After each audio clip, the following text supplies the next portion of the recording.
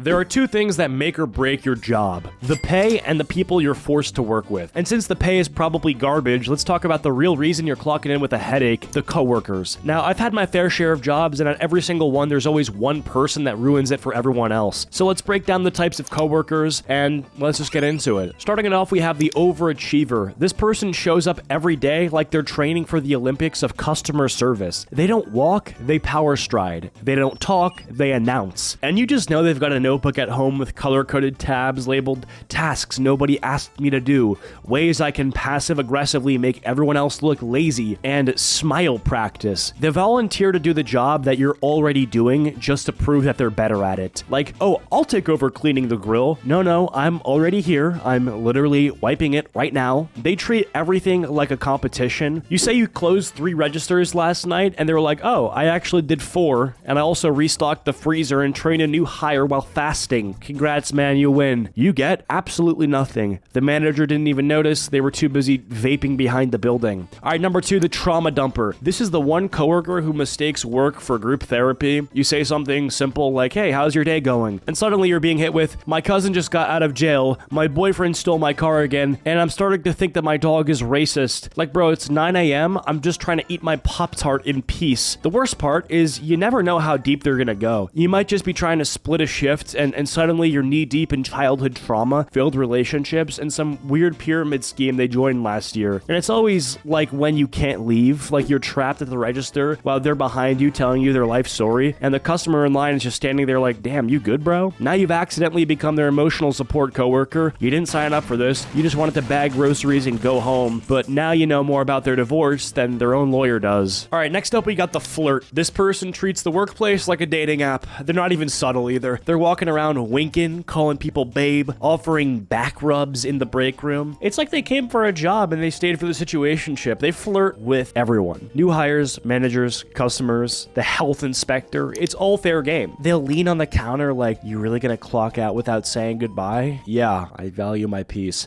They'll ask things like, so what do you do outside of work? Like, we're both not standing in hairnets surrounded by frozen chicken nuggets. Like, yeah, I climb mountains and I solve crimes in my spare time. What do you do besides flirt with anyone that has a pulse? They never really do their job either. They're always on break, which somehow means standing right next to you, breathing down your neck and asking what star sign you are. Like, I'm not a Virgo, I'm clocking out. All right, next up we got the clock watcher. This one is spiritually gone. Like, yeah, their body's there. They might even be standing near the register, but mentally, they're on a beach. In their mind, the shift has already ended.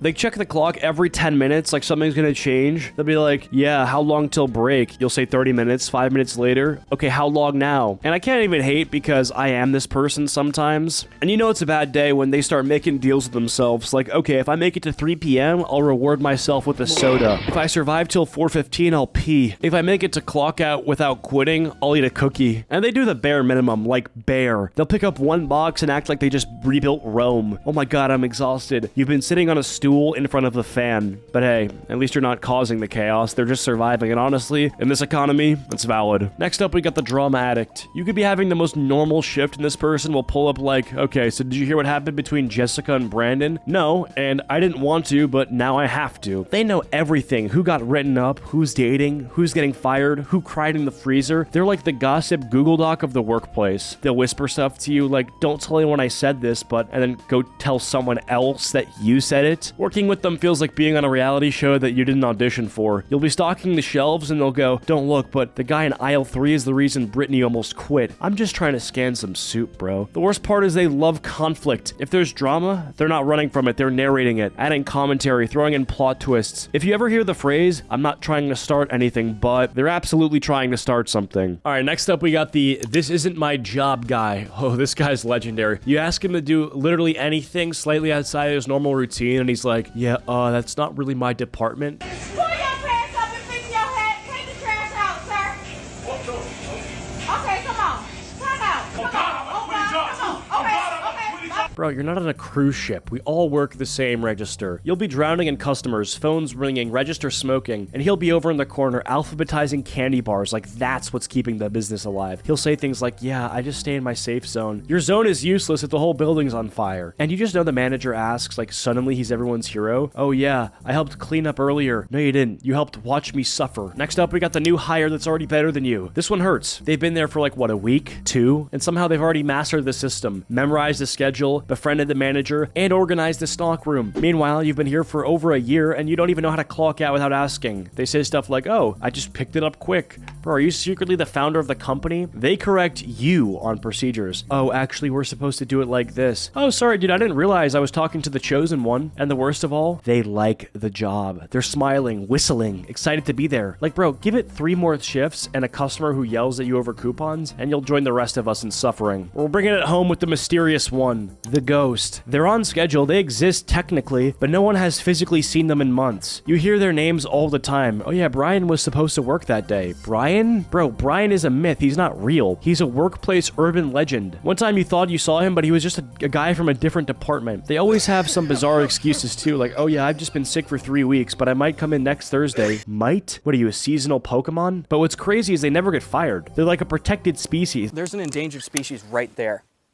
They just float on schedule forever, haunting it like a spreadsheet ghost. Next up, we got the wannabe manager. This person is not the manager. They have never been the manager. They will never be the manager, but that has never stopped them from acting like they run the whole company. They'll give you tasks like they're assigning missions. Hey, when you're done, can you restock aisle 4? Who are you, the president of retail? You ask when they clock out and they hit you with, well, technically I stay until everything's in order. You are paid hourly, go home. They're always using corporate phrases like, yeah, we just need to streamline the communication, or let's make sure we're aligned as a team. Bro, you stock soda. You're not a motivational speaker. The worst part is the manager actually loves them, probably because they do the manager's job for free, and now you're stuck getting bossed around by a dude named Trevor who wears fingerless gloves and listens to Joe Rogan on his lunch break. Last but not least, we have the 1 foot out the door coworker. This person mentally quit months ago. I fucking hate this job. I'm not working here anymore. I hate this shit, bro.